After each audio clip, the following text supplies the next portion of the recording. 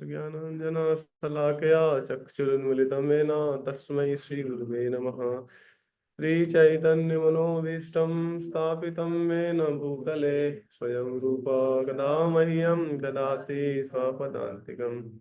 वन्देऽहं श्रीगुरोः श्रीयुतापदकमलं श्रीगुरून् वैष्णवांश्च श्रीरूपं साग्रजातां सहगना रघुनाथान्वितं तं सजीवं साद्वैतं सावधूतं परिजनासहितं कृष्णचैतन्य श्री राधा कृष्ण पादान सहगणा ललिता श्री विशाखान्वितांश्च नमो विष्णुपादाय कृष्णपृष्ठाय भूतले श्रीमते भक्तिवेदान्ता स्वामीनिति नामिने नमस्ते सारस्वते देवे गौरवाणी प्रचारिणी निर्विशेषा शून्यवादी पाश्चात्य देशतारिणी नमो महावदन्याय कृष्ण प्रेम प्रदायते कृष्णाय कृष्ण चैतन्य नामने गौरसे नमः।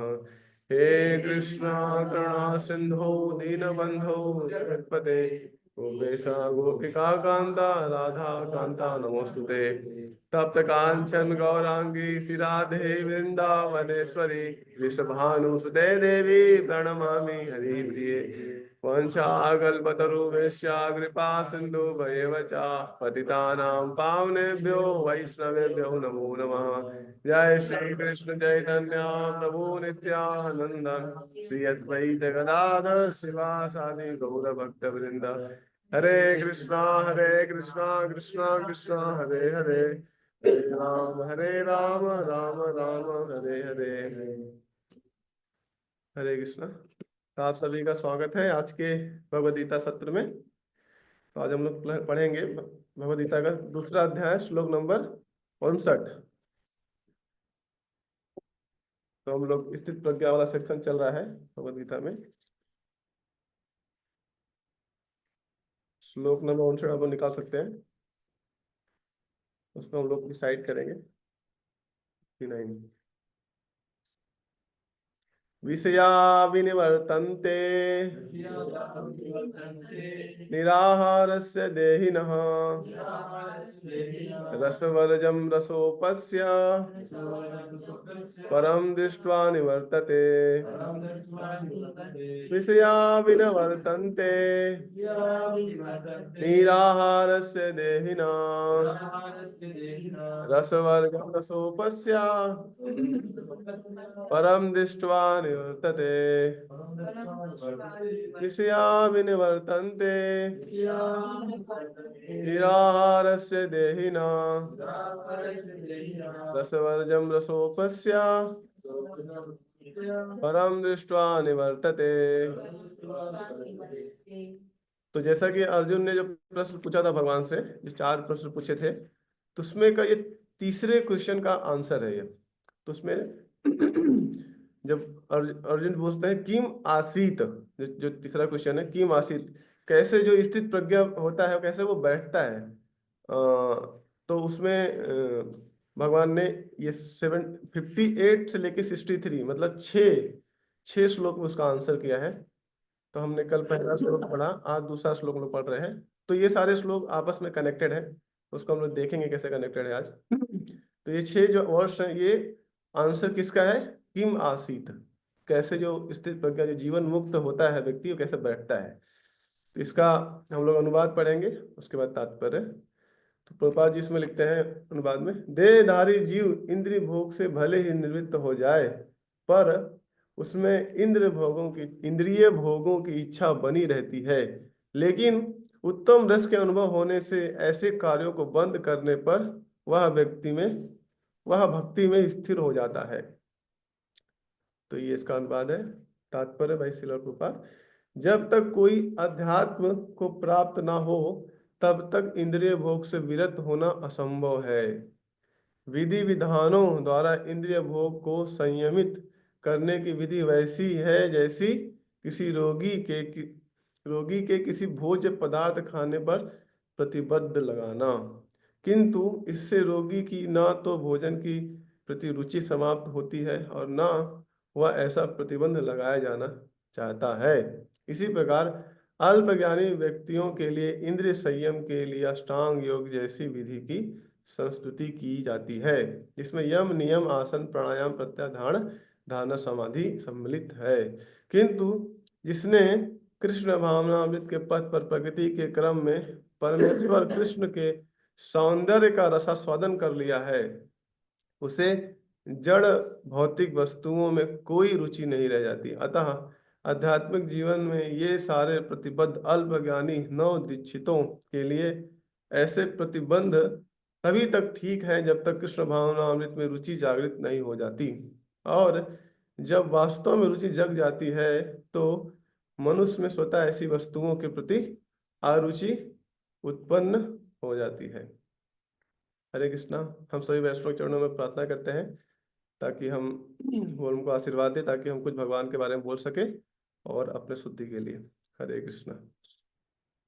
तो जो पिछला श्लोक था, जो भगवान ने बताया कि जैसे जो स्थित प्रज्ञा होता है वो अपने इंद्रियों के सामने जब इंद्रिय भोग आता है तो वो जैसे कुर्म होता है, वो अपने सेंसस को खींच लेता है, वैसे जो भक्त होता है, जो स्थित प्रज्ञा, जो जीवन मुक्त होता है, उसके सामने जब भी कोई इंद्रिय भोग आता है, विषय आते हैं, इंद्रिय भोग के विषय आता है, वो अपने इंद्रियों को खींच लेता है ना। तो ये भगवान एग्जाम्पल रहे हैं इसमें।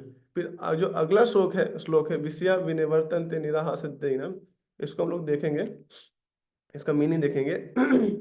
तो इसमें बोल रहे हैं विषया, विषया मतलब जो इंद्रिय भोग की वस्तुएं हैं। तो इसमें इसका अन्वय करेंगे, इसमें जो निराहारस्य, निराहारस्य मतलब इंद्रियों के द्वारा विषयों के ग्रहण करने वाले देहिना, जो देही है, जो जो देहधारी आत्मा है ना, वो निराहारस्य मतलब कि जब वो इंद्रिय भोग के संपर्क में नहीं आती है ना, मतलब जो विषय है उस विनिवर्तनते, उससे दूर रह सकती है ना। जो देहिना, जो देहिना मतलब मीन्स जो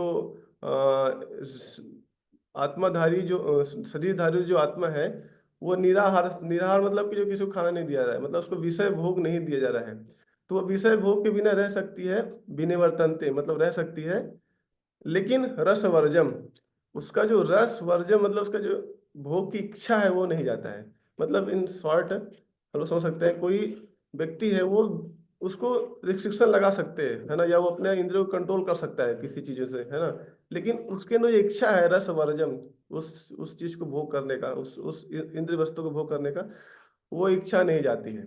फिर आगे क्या बोलते हैं, रसोपश्चात परम दृष्टो निवर्तते, परंतु जब उसको हायर टेस्ट दिया जाता है ना, कुछ उसको हायर टेस्ट मिल जाता है, कोई उन्नत वस्तु मिल जाती है रसोपश्चात, तो वो रस को भी त्याग सकता है, जो उसका जो रस की जो जो उसकी इंद्रिय भोग की इच्छा है उसको भी त्याग कर सकता है।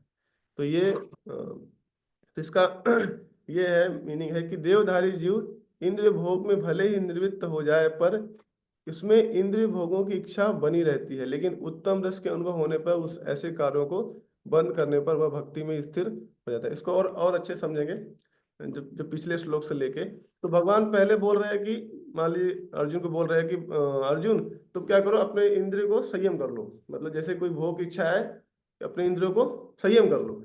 लेकिन मान लीजिए अर्जुन बोलता है कि भगवान कब तक कर सकते हैं, है ना, क्योंकि अंदर इच्छा है भोग करने का, उसको हम लोग कब तक संयम, मान लीजिए एक बार कर लिया, दो बार कर लिया, तीन बार कर लिया, लेकिन एक टाइम ऐसा होगा कि इंद्रियां बाहर निकल ही जाएंगी, है ना। आप बहुत सारे ऐसा प्रैक्टिकल देखा गया है कि हम लोग जब कुछ चीज किसी वस्तु में हमारा अगर भोग करने की इच्छा है तो हम लोग संयम तो कर लेते हैं। जैसे प्रपात जी एग्जाम्पल दे रहे हैं डॉक्टर का, कोई डॉक्टर अगर बोलता है कि तुमको भी डायबिटीज है, तुमको स्वीट नहीं खाना है, तो वो कुछ दिन तक तो संयम करता है ना, लेकिन मान लीजिए कहीं किसी पार्टी में चला गया, वो कहीं पार्टी में चला गया, उसको उसका फेवरेट कोई स्वीट गुलाब जामुन दिख गया, और देख रहा है कि कोई डॉक्टर भी नहीं है वहाँ पे, कोई उसका रिश्तेदार भी नहीं है, तो जाके वो पूरा अच्छे से वो खाएगा उसको अच्छे से, है ना। तो आप देखेंगे इंद्रिय संयम नहीं हो पाया है।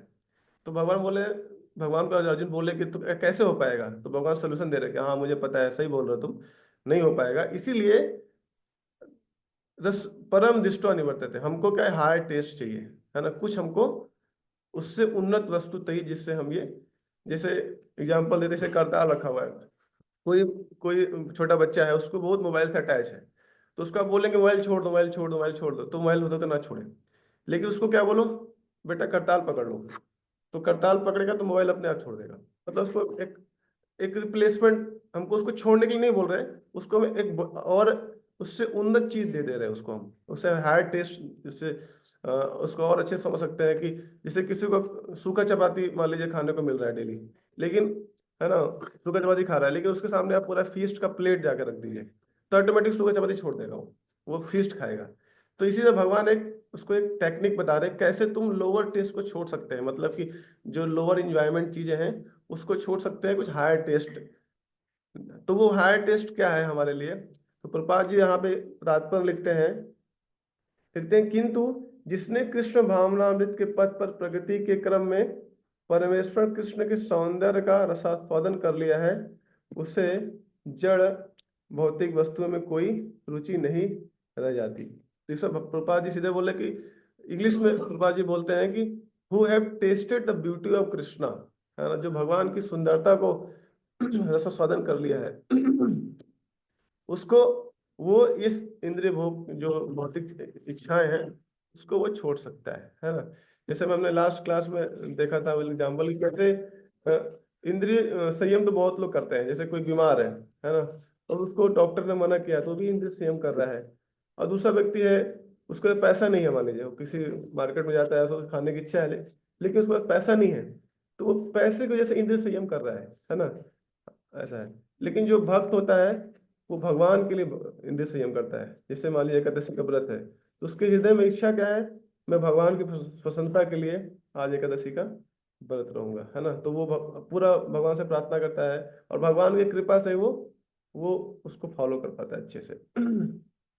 तो ऐसा है, तो ऐसे हम देखते हैं बहुत सारे एग्जाम्पल्स हैं शास्त्र में कि जिन्होंने इंद्रिय संयम करने का प्रयास किया जबरदस्ती, लेकिन वो कर नहीं पाए। जैसे आप लोग कोई एग्जांपल कोट कर सकते हैं अगर आप लोग को याद है तो, जैसे मुझे एक याद आ रहा है सवारी मुनि का, आप लोग कुछ बता सकते हैं कि जिसने जबरदस्ती, मतलब उन्होंने इंद्रिय संयम करने का प्रयास किया, लेकिन वो ज्यादा दिन तक टिका नहीं, बाद में उनका पतन हो गया। हाँ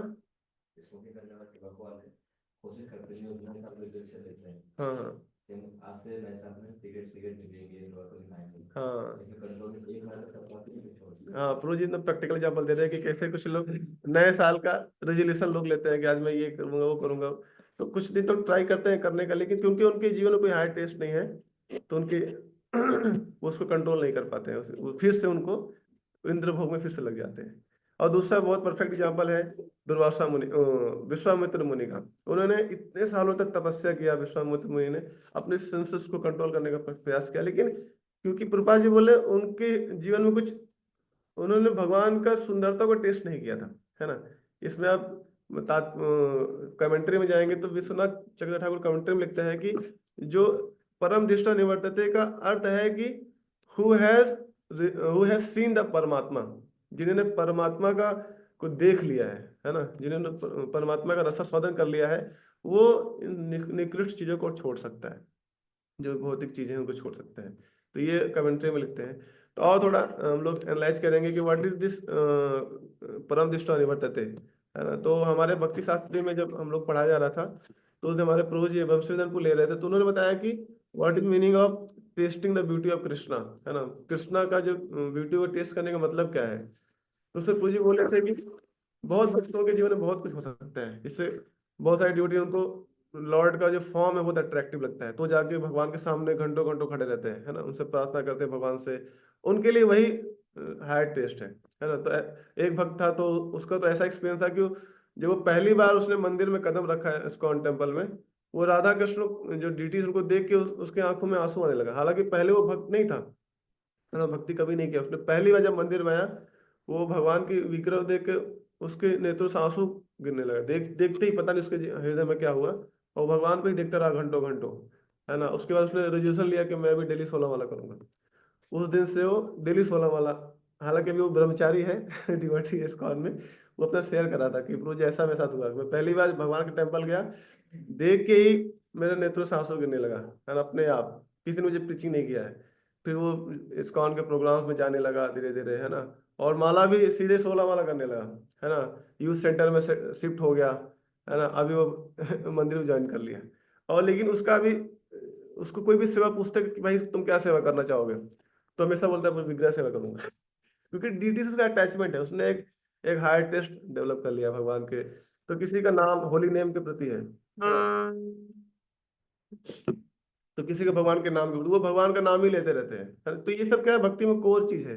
तो हमको भी चाहिए कि भगवान के जो ये जैसे नाम रुचि है, या भगवान का विग्रह सेवा है, या भागवत श्रवण है, वैष्णव सेवा है, ये सब भक्ति की कोर चीजें हैं। इनमें किसी चीज में हमको एक अट्रैक्शन डेवलप करना चाहिए। अगर इसमें हमारा अट्रैक्शन डेवलप हो गया तो हमारा जीवन सार्थक हो जाएगा। क्योंकि रूप गोस्वामी बताते भी हैं कि जो भक्ति के 64 अंग है, उसमें से 5 अंग बहुत प्रमुख है। उसमें से किसी एक अंग में भी हमारा अगर रुचि उत्पन्न हो गया, किसी का नाम रुचि में हो गया, किसी विग्रह सेवा में हो गया, विग्रह सेवा, भागवत श्रवण, वैष्णव, या किसी को धाम के प्रति रुचि आ गया, ये 5 चीजें बताते हैं, तो उसका जीवन सफल हो जाएगा, है ना। उस, क्योंकि जो आध्यात्मिक चीजें हैं, इसकी जो आनंद का कोई अंत नहीं है। भौतिक चीजों में क्या आनंद बोलते हैं, क्या बोलते हैं, एक श्लोक आता है महाराज का, पुनः पुनः चर्वित चढ़वड़ा नाम। यहाँ पे क्या करते हैं लोग, वही जो चिंगम है उसी को बार बार चूस रहे, तो कोई जूस नहीं है। लेकिन जो आध्यात्मिक चीज है उसमें अनंत ब्लिस है, उसमें कोई एंड नहीं है, उसका अनलिमिटेड उसमें ब्लिस है। तो हमको ट्राई करना चाहिए कि हमारे लाइफ में हमको किसके प्रति ज्यादा, इवन उसको एनालाइज भी करना चाहिए अपने लाइफ में, भक्ति के किस अंग में मेरा रुचि है, तो उसमें ज्यादा हमको फोकस करना चाहिए, है ना।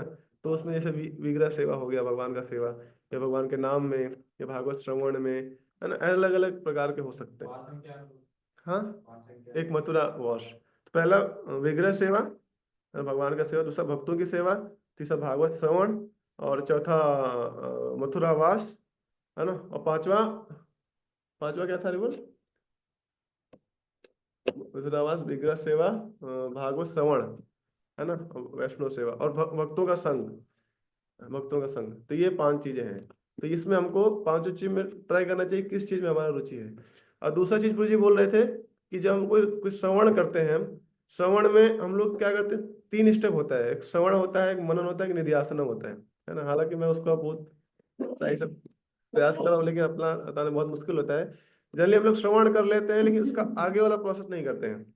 लेकिन कहते हैं वो 10% हुआ श्रवण, उसकी जो जो मेन उसका जो मननम होता है, सबसे ज्यादा आनंद उसमें मिलता है, मननम में। अगर आपने कुछ चीज सुना, भगवान का कथा सुन लिया आपने, अगर सुन के छोड़ दिया उसको ऐसे ही, तो उसमें आपको उतना आनंद नहीं मिलेगा। आपने सुन लिया, लेकिन वो धीरे धीरे चीजें आप एक हफ्ते में भूल जाएंगे।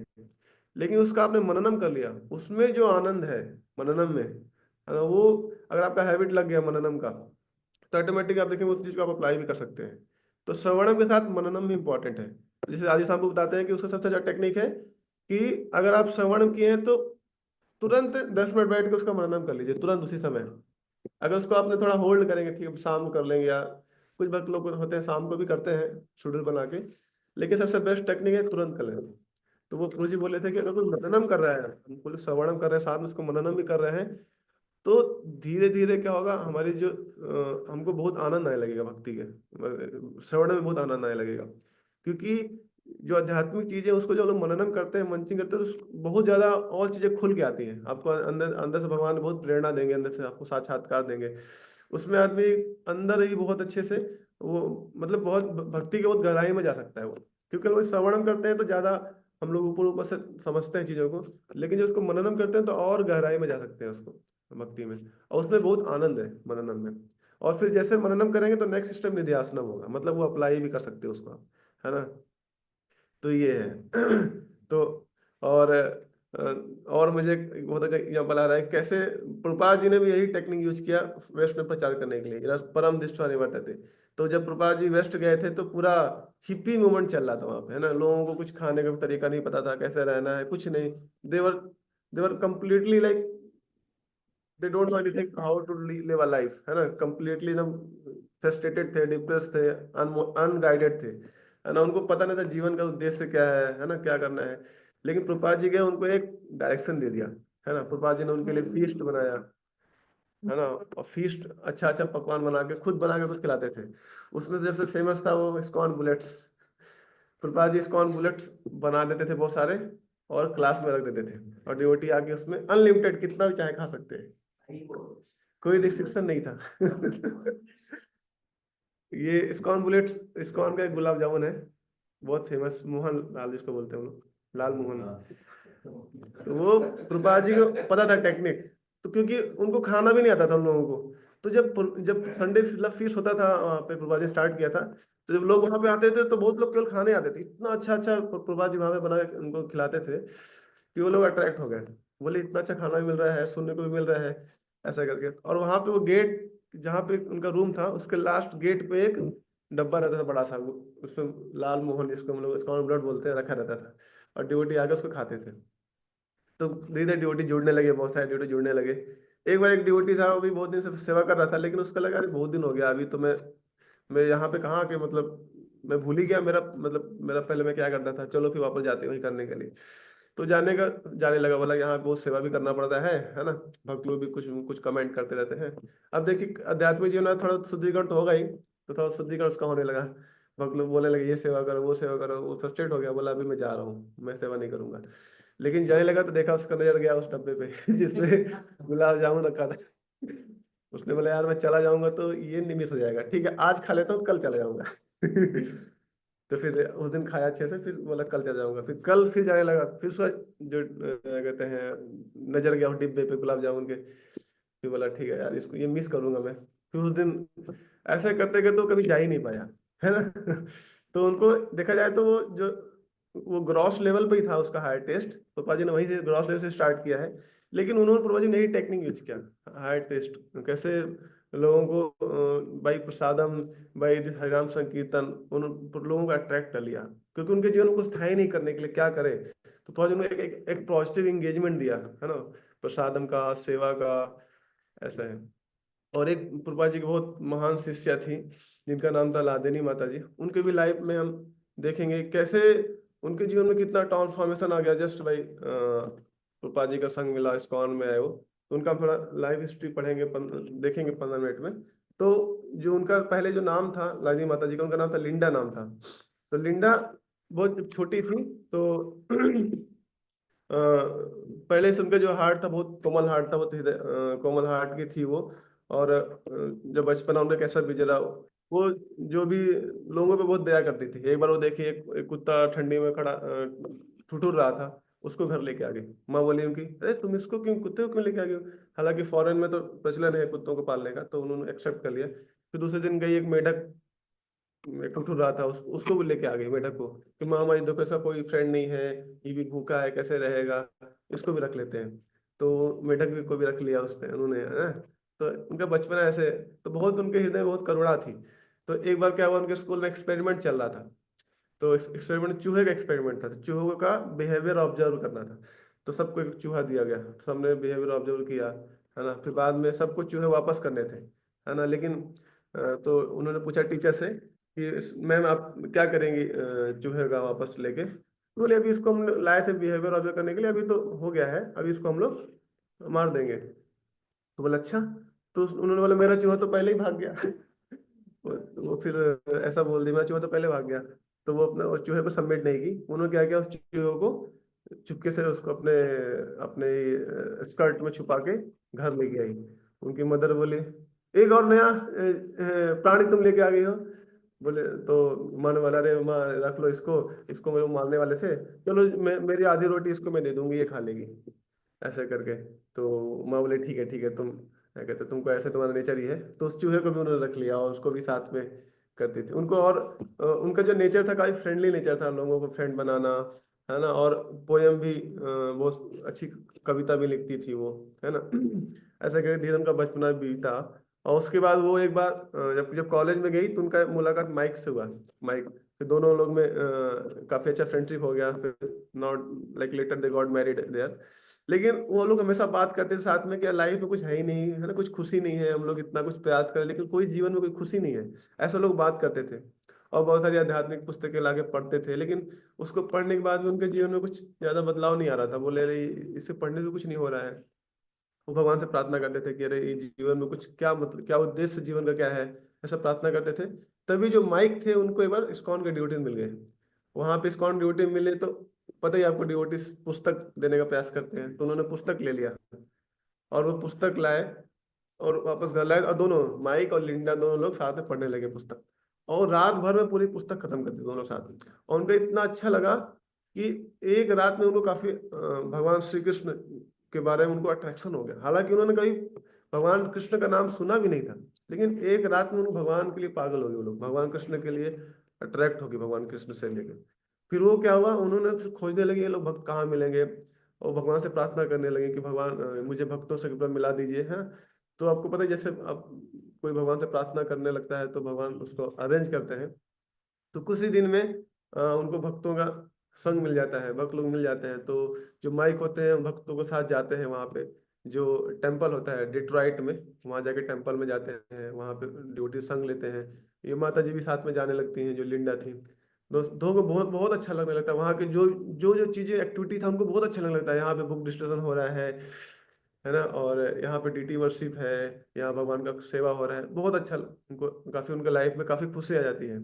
तो एक दिन वहाँ पे जो टेम्पल प्रेसिडेंट होते हैं उन्होंने प्रपोज करते हैं कि आप लोग क्यों नहीं मंदिर में शिफ्ट हो जाते हैं। तो बोले ऐसा हो सकता है क्या, हम लोग तो मैरिड हैं। बोले हाँ हाँ। तो प्रभुपाद जी के टाइम में ऐसा सिस्टम था कि मतलब गृहस्थ लाइफ लोग हैं वो भी मंदिर में ही रहते थे फुल टाइम, है ना, हस्बैंड वाइफ साथ में रहते थे। तो उनको काफ़ी अच्छा लगा आइडिया। तो जो उनके हस्बैंड थे माइक, वो काफ़ी ज़्यादा इंटरेस्टेड थे। लेकिन और जो लिंडा थी वो समझ नहीं पा रही थी क्या करना है, क्योंकि एक स्त्री के लिए घर छोड़ के मंदिर जाना काफ़ी बहुत बड़ा त्याग था उनके लिए। क्योंकि टेम्पल में तो कॉमन रूम रहता है ना, कॉमन नीचे जमीन में सोना पड़ता है, कॉमन प्रसाद, कोई ज्यादा चीजें नहीं मिलती हैं घरेलू, तो सबके लिए वही उनको मिलेगा, तो काफी बड़ा त्याग था। लेकिन उन्होंने उन्होंने बोला कि आप आपके लिए जो अच्छा रहेगा वो मिले, मैं उसे एक्सेप्ट कर लूंगी। ऐसा था, तो उतना मन नहीं था उनका, लेकिन फिर भी क्योंकि माइक का मन था तो उनके साथ वो भी शिफ्ट हो गए टेम्पल में। है ना, आप देखिए कैसे उनका लाइफ में परिवर्तन आ रहा है ना। पहले वो ऐसे करके फिर वो टेम्पल में शिफ्ट हो गई, वो इस्कॉन टेम्पल में रहने लगे वो लोग और सेवा करने लगे। जब टेम्पल में शिफ्ट हुई तो माता जी कुछ ज्यादा ही भक्ति भाव में चली गई। ऐसा नेचर है, देखा जाता है कि जो जो माता जी लोग होती हैं उनके हृदय में कुछ ज्यादा भगवान के प्रति भाव रहता है, बहुत जल्दी है ना, वो भगवान के भक्ति को पकड़ लेती हैं। तो वो बहुत जल्दी ही भक्तों से बहुत घुल मिल गई, और भक्ति में बहुत तेज से आगे बढ़ने लगी, और भक्तों का सेवा करने लगी, और सबसे पूछने लगी कि मैं कैसे भक्ति में और अच्छे से प्रगति कर सकती हूँ, भक्तों की और कैसे सेवा कर सकती हूँ। ऐसे करके लोगों से भक्तों से पूछने लगी और इंक्वायरी करने लगी। तभी जो जो वहाँ के टेम्पल प्रेसिडेंट थे, जो भगवान प्रभु थे, उन्होंने बोला कि हमको भक्ति में प्रगति करने के लिए गुरु का आश्रय चाहिए, और गुरु का जो निर्देश है उसका अगर पालन करेंगे तो हम भक्ति में आगे बढ़ेंगे। तो आप चाहें तो प्रभुपाद जी को लेटर लिख सकती हैं, और प्रभुपाद जी आपको रिप्लाई करेंगे। बोला अच्छा, मैं प्रभुपाद जी को लेटर लिख सकती हूँ। बोला हाँ, why not, you also can right.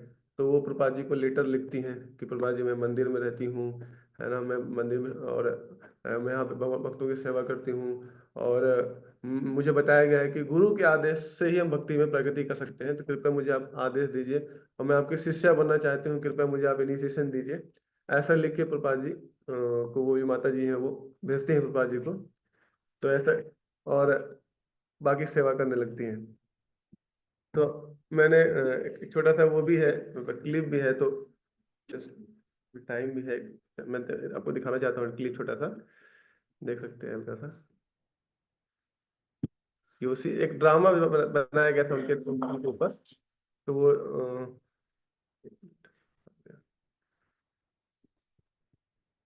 अगर शेयर होता है तो मैं शेयर करता हूँ अगर। काफी अच्छा इंस्पायरिंग क्लिप है वो। हाँ ये इसमें आवाज कैसे है? शेयर साउंड,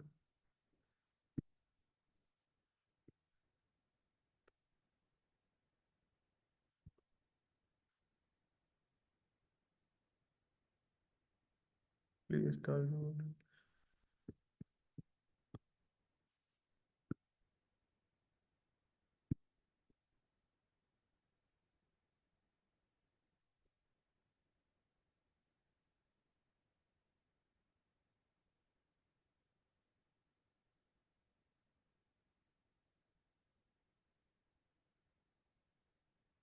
शेयर नहीं हो रहा है कैसे? शेयर डेपो जी है। हाँ, तो क्या है परमिशन नहीं वीडियो मिल, आप वीडियो यहाँ पे खुला है। किसमें क्रोम में है ना ये वाला ना। हाँ हाँ तो अब जाइए उस पे जूम पे। करिए एक मिनट शेयर में। स्क्रीन इज ऑलरेडी शेयर्ड प्रभु जी। ये वो स्क्रीन विजिबल है। क्रोम क्रोम विजिबल है। हाँ विजिबल है। अच्छा ठीक है। उनको तो और कुछ दिखाई दे रहा है जो अभी एंटर स्क्रीन शेयर कर दीजिए। ये तो हाँ ये आवाज नहीं आएगा लेकिन करिए करिए करिए। हाँ इसमें कुछ पासवर्ड बोलना है। ये पासवर्ड मांग रहा है।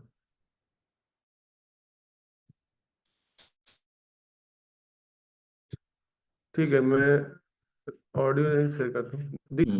ऑडियो आप ऐसे शेयर कर दीजिए। ऑडियो आ रहा है? तो ये लेटर तो यहाँ पे वो बैठी हुई है और अभी Linda, close your eyes. Why? Oh, come on, just do as we say. Okay. What now? What will you give us if we show you something wonderful? I'll offer you my most humble, frustrated obeisances. Okay then, Linda. Behold, as the grace of God showers upon you.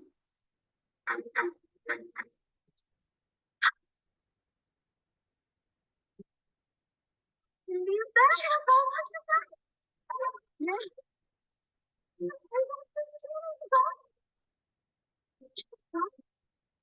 He's so busy. He wrote to me. Never significance. Read it.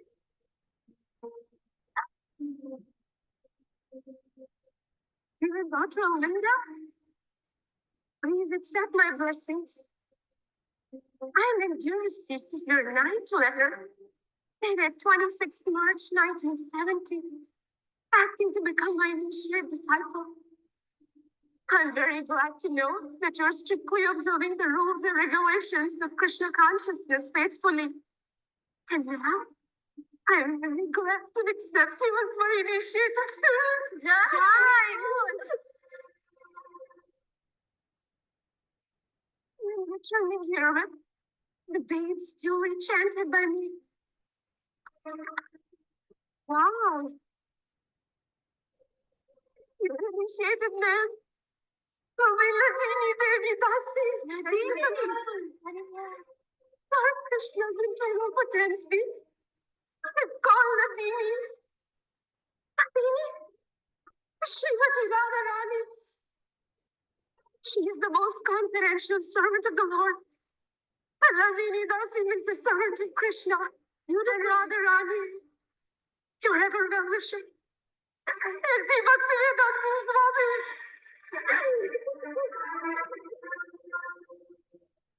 So happy. Krishna's Ladini. Yes, Prabhupada's Ladini. Prabhupada's Ladini. Such a beautiful name. Amazing.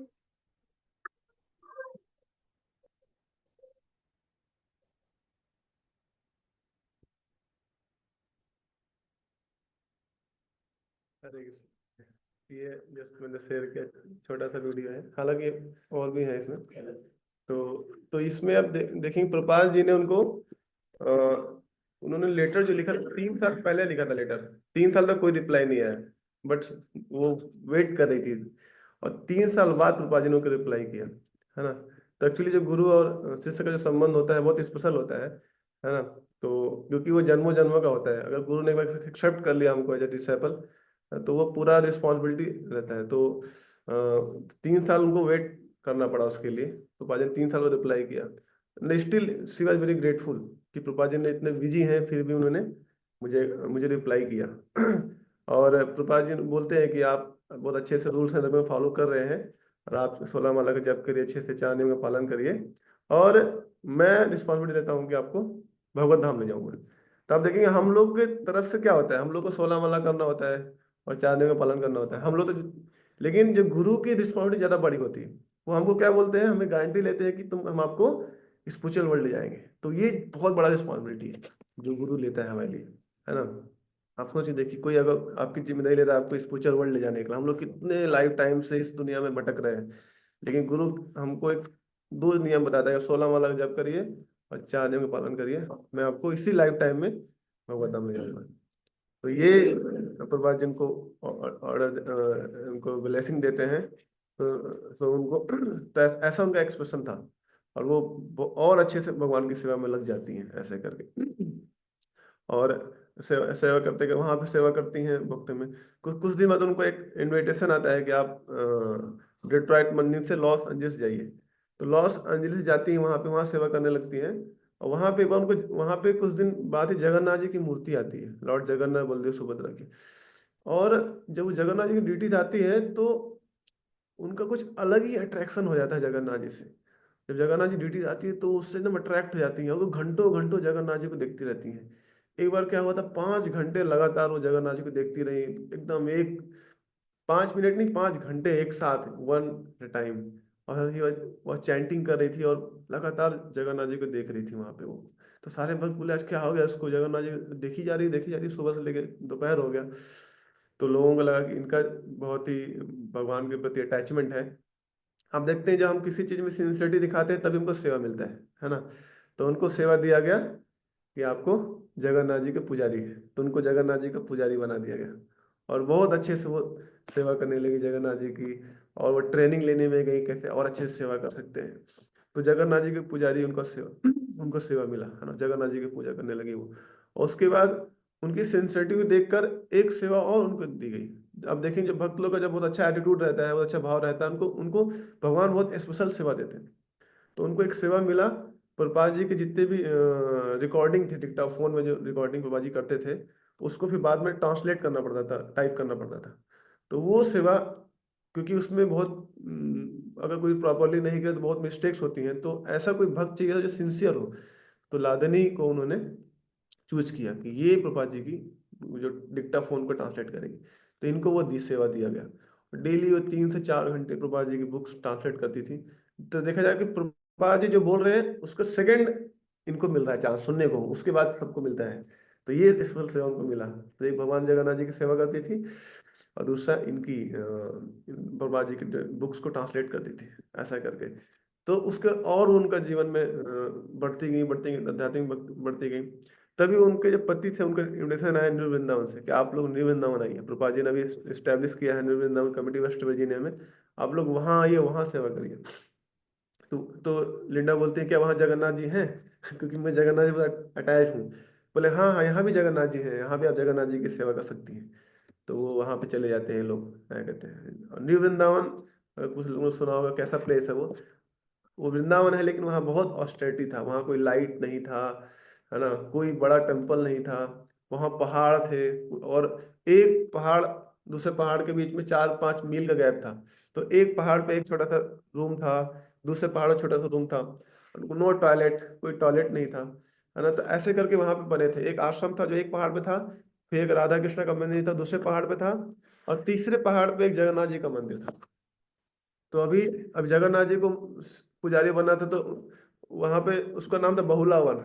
तो उस पहाड़ पे इनको भेजा गया, बोले। और वहां पे जैसे आश्रम में तो काफी लोग थे, और टेम्पल में राधा वृंदावन चंद थे, लेकिन जो बहुला वन था जहाँ पे जगन्नाथ जी, तो वहाँ कोई नहीं था। वहाँ केवल एक रूम था और जगन्नाथ जी थे बस। वहां पे सेवा करना है, वहीं रहना है, वहीं रहना है, तो अकेले रहना है बिल्कुल। तुमको ऐसा सेवा मिला। बाकी लोग तो आश्रम में रहते थे। तो जो हरिधनी माता जी थे उनको उस पर्वत पे उस रूम में बोला गया कि आप यहाँ रहिए। और उनका हस्बैंड से भी अलग कर दिया गया, क्योंकि हस्बैंड उनके ब्रह्मचारी आश्रम में रहते थे, और वो जो थी वहाँ पे उनको सेवा मिला उस हिल पे सेवा करने का। और वहीं पे वो जगन्नाथ जी की सेवा करती थी।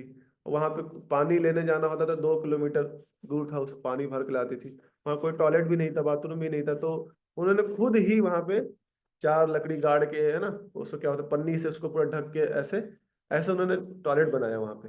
और उसमें अब देखेंगे 4 लकड़ी गाड़ेंगे और उसमें ढकेंगे अच्छे से उसको कपड़े से, तो उसमें गेट नहीं था।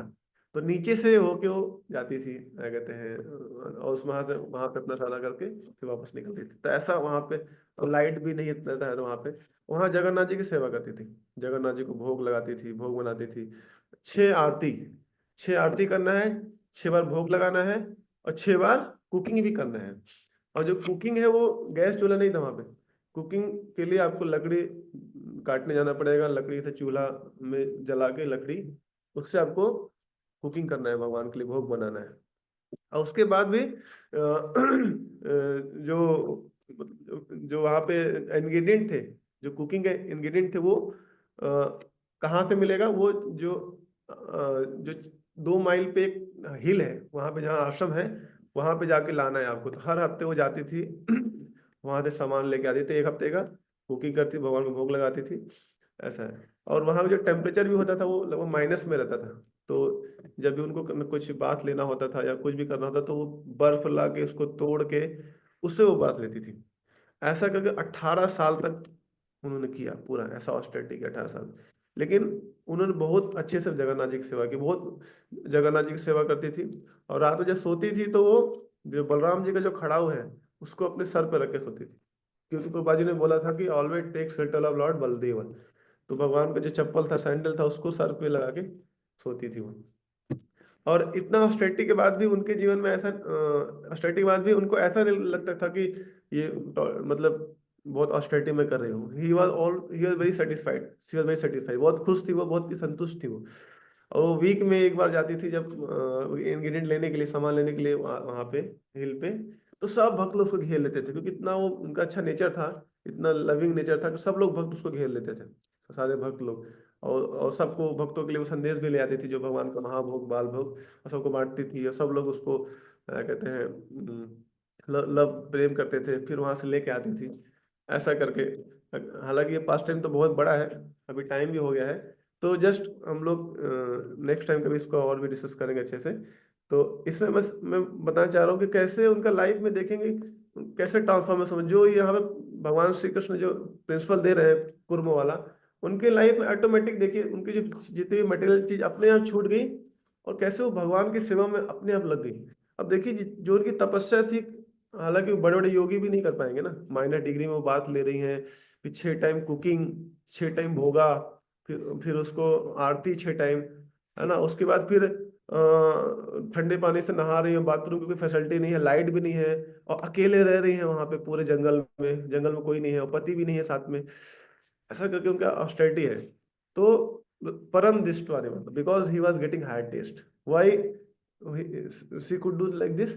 वो ऐसा क्यों कर पाई? क्योंकि उनको भक्ति में हायर टेस्ट मिला था। उनको कोई ऐसा सैलरी नहीं दे रहा था कि तुमको सैलरी मिलेगा, है ना, या कुछ। वो भगवान की सेवा में वो उनको एक हायर टेस्ट मिला था, तभी वो सब चीज कर पा रही थी।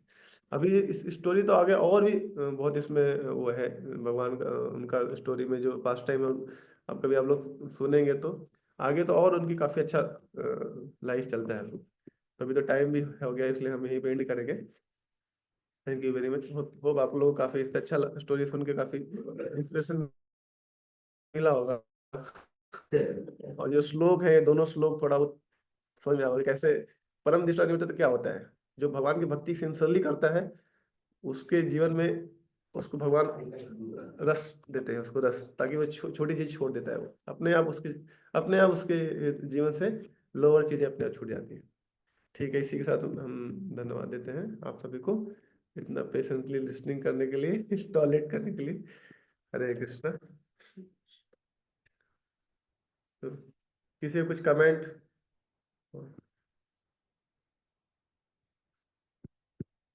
क्वेश्चन तो ठीक है। का आस्वादन किया हमने क्लास के। हरे कृष्णा। हरे कृष्णा प्रभु जी, थैंक यू प्रभु जी।